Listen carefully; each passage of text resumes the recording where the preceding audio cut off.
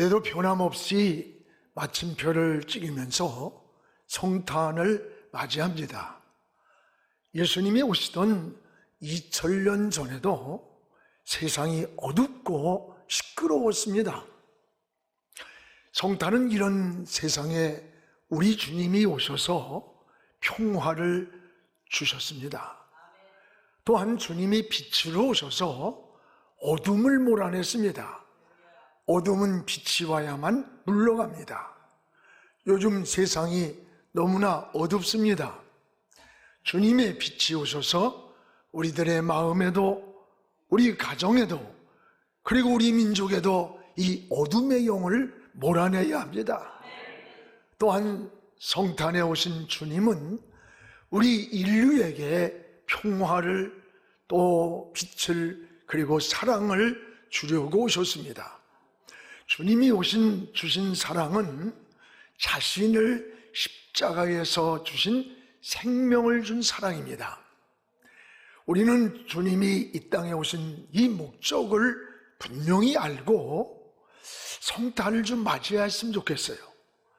우리가 열심히 하는 것이 중요합니다. 그러나 더 중요한 것은 목적이 분명한 인생을 살아가는 겁니다. 어디를 가도 목적이 분명하고 기도를 해도 목적이 분명한 기도를 드려야 합니다.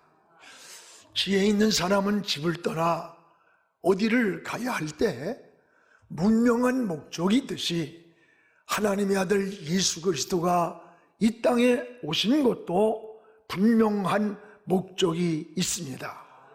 성탄은 예수 그리스도가 이 땅에 평화를 주고 안식을 주고 빛을 주고 생명을 주시고 우리 인간의 문제를 해결해 주시기 위해서 오신 날입니다. 올해도 어김없이 이런 성탄절이 우리에게 다가왔습니다.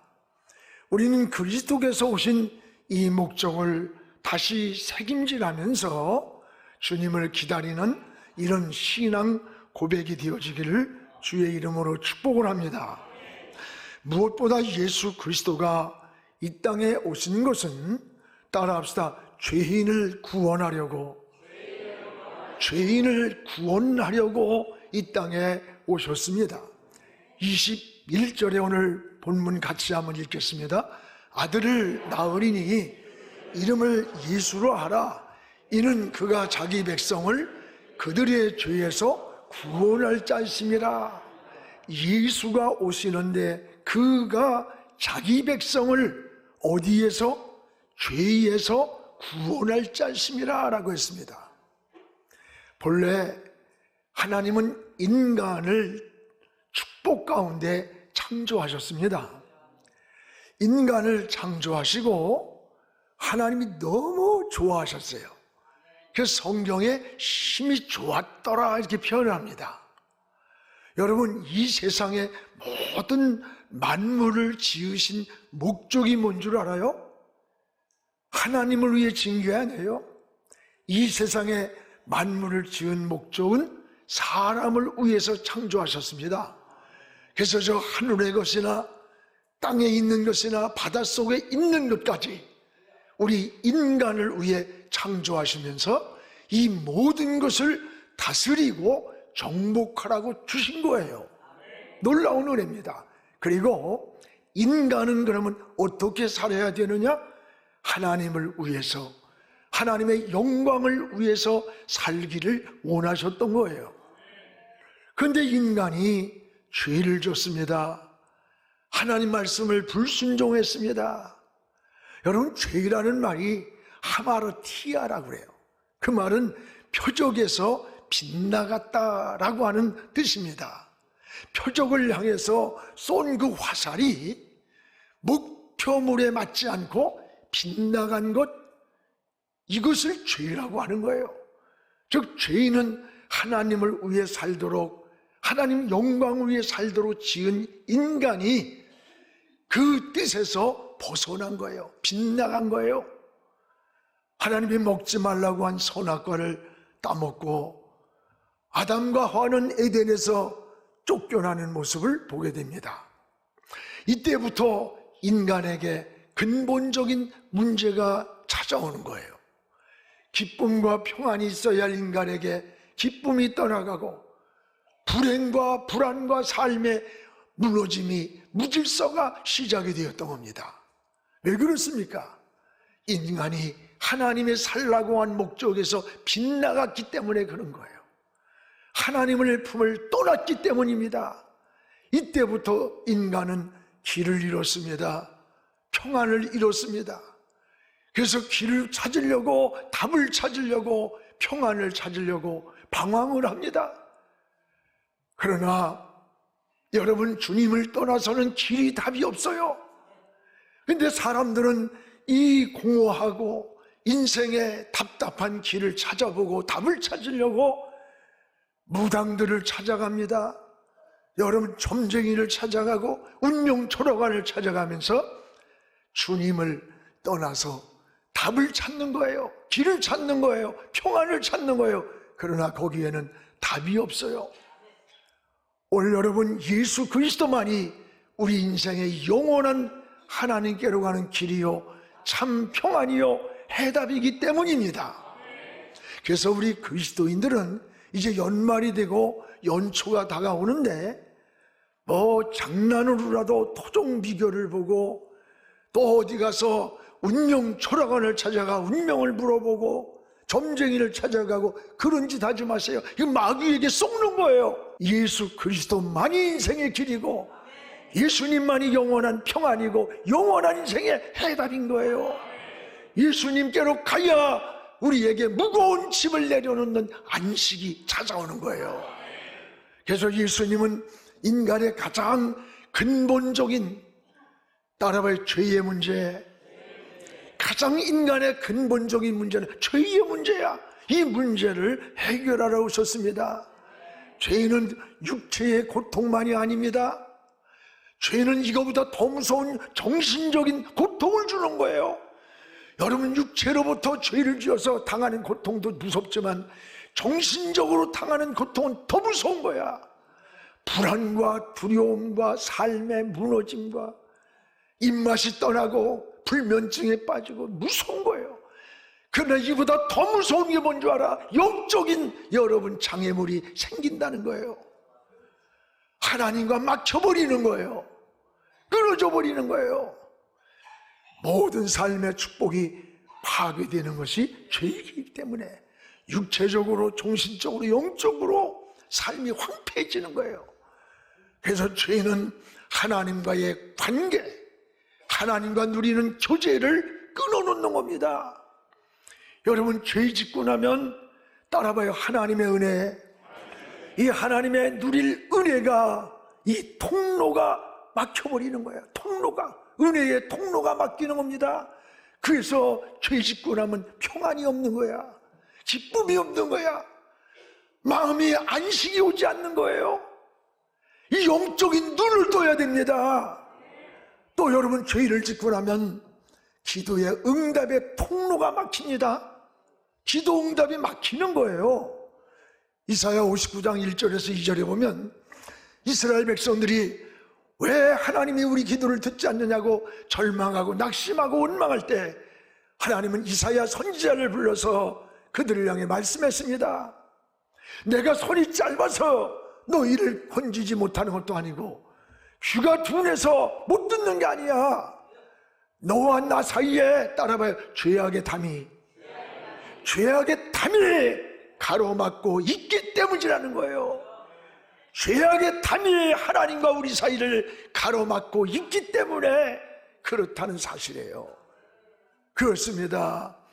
여러분, 죄는 축복의 통로, 은혜의 통로가 있어요. 이 통로를 막는 거예요. 창세기 3장 17절에 보면 땅은 너로 말미암아 저주를 받고 평생에 수고하여야 소산을 먹으리라. 여러분, 땅은 누구로 말미암아? 너로 말미암아. 내가 누구예요? 하나님 말씀을 외면하고 빗나가 버린 선악과를 따먹고 여러분 빗나간 아담을 향해 하는 말이에요. 이 땅은 뭐예요? 지금 우리가 살고 있는 가정이, 우리가 사는 이 사회가, 이 나라가, 이 삶의 현장이 바로 땅인 거예요. 그 땅이 너로 말미암아 저주를 받아. 우리가 잘못 살고 하나님과 막혔는데 우리가 살고 있는 삶의 현장이 저주를 받아서. 여러분, 이것이 성경의 진리입니다. 여러분이 가정이 자꾸 뒤틀리고 시끄럽고 어둠이 깔려오고 삶의 사업에서도 직장에서도 이럴 때에 자녀가 빗나가고 이럴 때 여러분 우연으로 너 때문이라고만 하지 마세요. 영적인 눈을 뜬 사람, 영적인 생각을 가진 영의 사람은 먼저 하나님께 주파수를 맞추고 하나님 앞에 무릎을 꿇는 거예요. 그리고 하나님을 바라보고 하나님을 향해 물어야 되는 것이고 나를 찾아야 되는 거예요. 거기에서 답이 나오는 겁니다. 길이 나오는 거예요. 막혔던 통로가 열린다는 사실을 깨닫기를 축복합니다.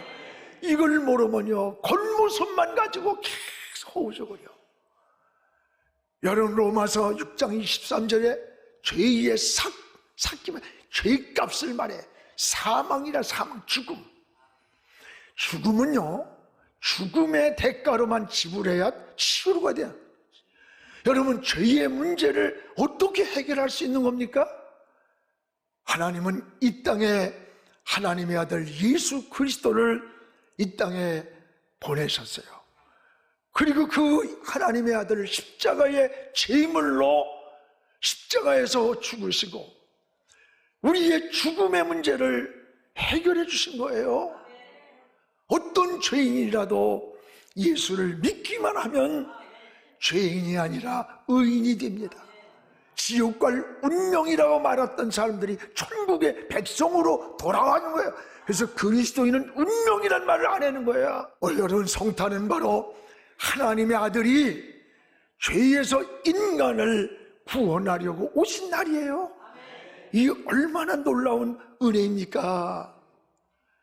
여러분, 하나님께 용서받지 못하는 죄가 뭔 줄 압니까?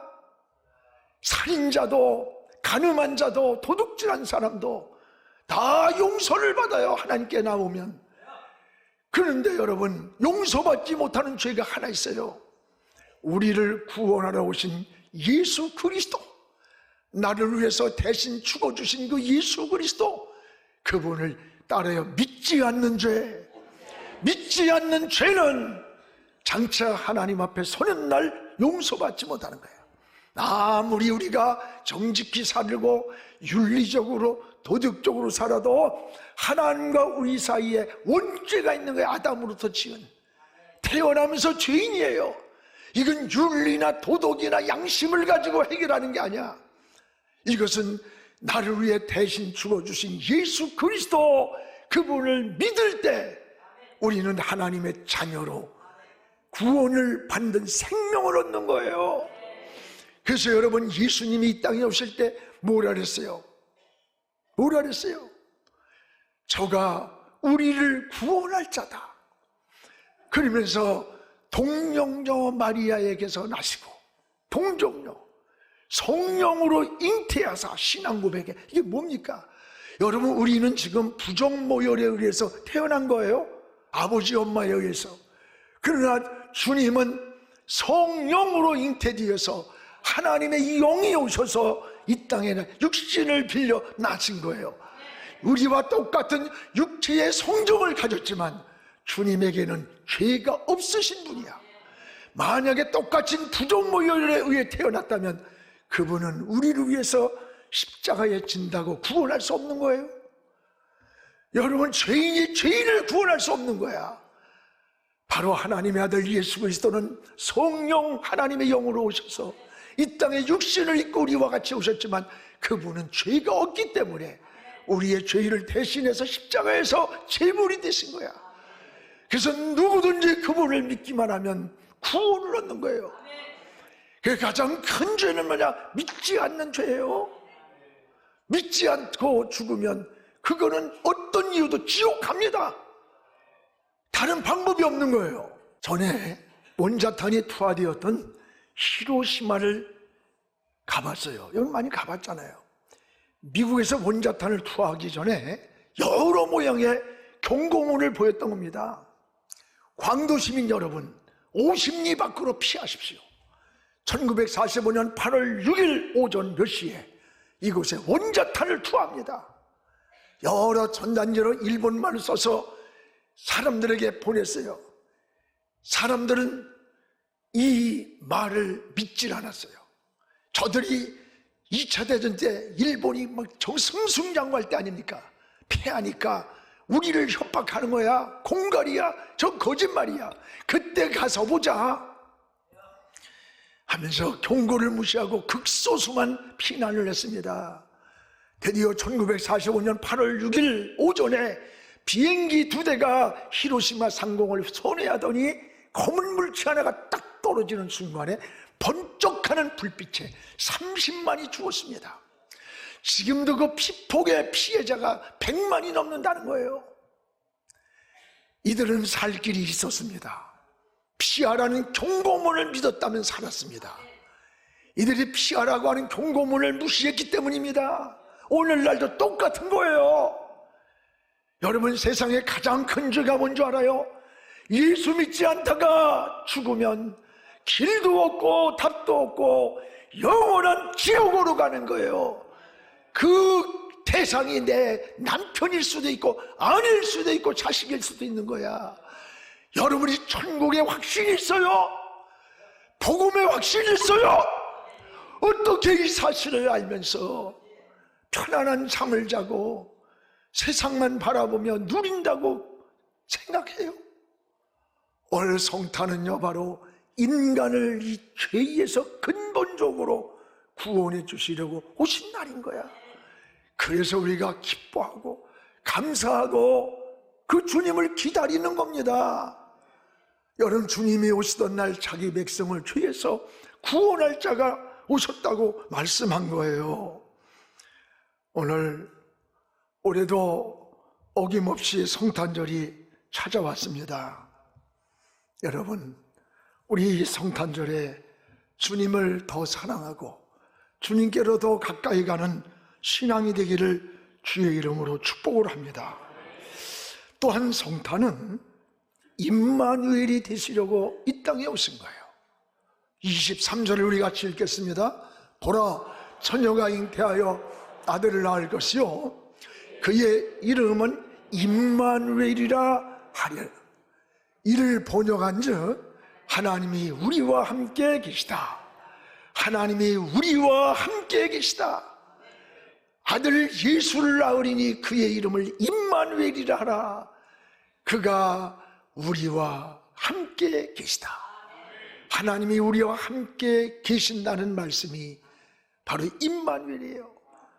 우리와 함께 계시려고 주님이 오신 거예요. 하나님이 사람과 함께 계신다는 말씀. 오늘 우리는 어떻게 삽니까? 임마누엘 신앙으로 살아야 되는 거예요. 나와 함께 하시는 하나님, 나를 지키시고 나와 동행하시는 하나님, 또 우리 속에 계시는 그 하나님, 이것이 임마누엘의 신앙이에요. 여러분, 성경에 하나님의 사람들의 공통점이 뭔 줄 알아요? 임마누엘 신앙으로 산 사람들이에요. 성경의 요셉이를 보세요. 그가 감옥에서 하나도 하나님이 함께 하셨고, 애굽에 팔려가서도 하나님이 함께 하셨고, 그 결과 애굽의 총리가 되었습니다. 모세가 그랬습니다. 광야 40년을 하나님과 함께 했어요. 여러분, 120세의 세상을 떠나는 날에도 저 하나님을 바라보는 눈이 어두웠지 않았다는 거야. 육신의 시력이 밝았다는 얘기가 아닙니다. 하나님을 바라보는 신앙의 눈이, 믿음의 눈이, 영적인 눈이 끝까지 어두워지지 않았다는 거예요. 또 하나요, 기력이 쇠하지 않았다는 게 뭐예요? 하나님을 사랑하며 하나님을 섬기는 그 영적인 세심을 끝까지 잃지 않고 신앙의 믿음의 경주자로 완주했음을 보여주는 거예요. 오늘 여러분의 인생도 일어나는 임마누엘의 신앙 되기를 축복합니다. 또한 여러분, 다윗이 그랬습니다. 여러분, 이 인물들이 고난이 없었느냐, 풍랑이 없었느냐? 아니에요. 다윗이 이런 고백을 해요. 시편 23편에 내가 사망의 음침한 골짜기를 달릴지라도. 인생은 풍랑이 있는 거예요. 바람도 있고 비바람도 있고 다 어려움도 있지만 인생의 하나님의 사람으로, 믿음의 사람으로 승리한 사람들의 모습을 보세요. 임마누엘의 신앙이었습니다. 내가 사망의 골짜기를 달릴지라도 해를 두려워하지 않은 것은 주께서 나와 함께 하십니다. 할렐루야. 우리 모두가 임마누엘의 신앙 되기를 축복합니다. 임마누엘의 신앙보다 더 든든한 신앙이, 더 평안하고 더 행복한 신앙이 이 땅에 어디 있겠어요? 우리는 무엇을 하느냐, 어디로 가느냐, 무슨 사업을 하고 무슨 인생의 진로를 걸어가느냐보다 더 중요한 게 있어요. 임마누엘, 하나님이 나와 함께 하는가? 내가 걸어가는 이 인생의 길에서, 내가 지금 하고 있는 이 일에서 하나님이 나와 함께 하시느냐? 여러분, 늘 그 신앙을 고백하세요. 내가 얼마나 오래 사느냐가 중요한 게 아니에요. 하나님과 내가 지금 동행하면서 살다가 주님 앞에 서는가가 더 중요한 거예요. 여러분의 인생에 가는 길에 하나님이 함께 동행하는 길인가? 이걸 늘 물으면서 여러분의 신앙을 점검해 보시기를 축복합니다. 하나님과 함께하는 사람이 가장 능력 있는 사람이요, 힘 있는 사람임을 고백하시기 바랍니다. 하나님이 함께하는 것보다 더 큰 은혜가 없습니다. 하나님이 함께하시면 안전합니다. 가는 길이 형통합니다. 성탄은 임마누엘이 되시기 위해 우리 하나님의 아들 예수님이 이 땅에 오셨다고 했어요. 우리가 주님과 함께 동행하다가 이 세상 어느 날인가 장막을 떠날 때 저 영원한 천국까지 우리 주님과 함께 사는 이런 임마누엘의 삶의 신앙이 되기를 주의 이름으로 축복합니다. 또 하나는 오늘의 성탄은 누구를 기다려야 되느냐? 다시 오실 주님을 기다리며 맞이하는 거예요. 우리 주님 반드시 다시 오십니다. 언제 올지 모르나 다시 오세요. 초림의 주님과 재림의 주님의 모습은 전혀 달라요. 초림의 주님은 십자가를 지려 오셨습니다. 그러나 다시 오실 주님은 심판의 왕으로 오시는 거예요. 초림의 주님은 우리를 구원하려고 오셨습니다. 그러나 다시 오실 주님은 구원받은 자들을 데리러 오시는 거예요.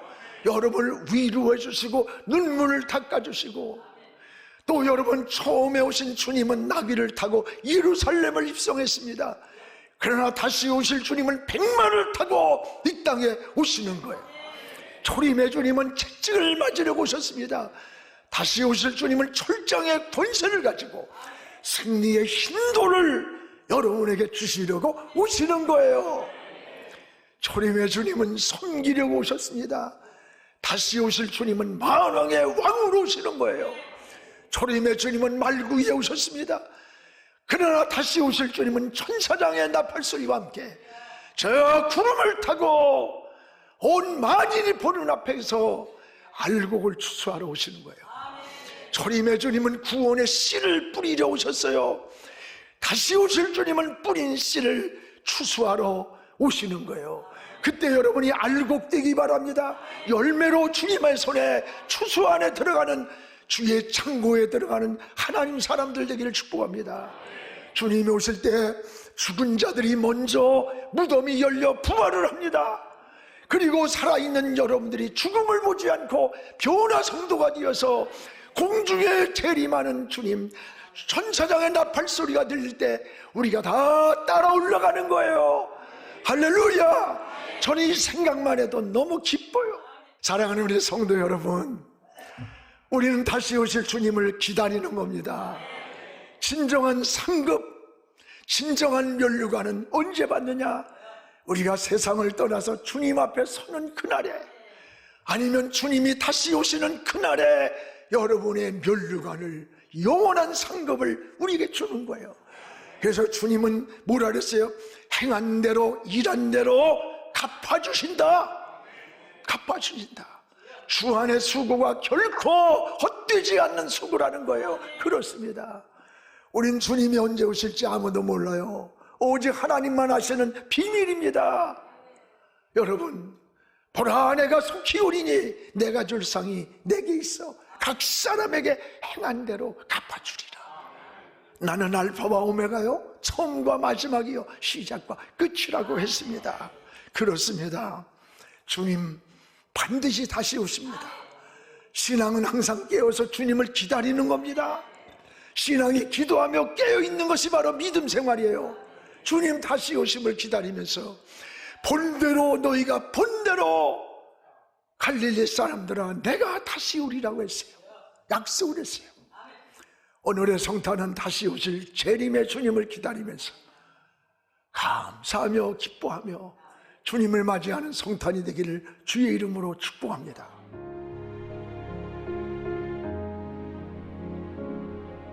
지금은 선교 헌금 시간입니다. 이 예배를 통해 삶 가운데 은혜와 회복이 충만하시길 간절히 기도합니다.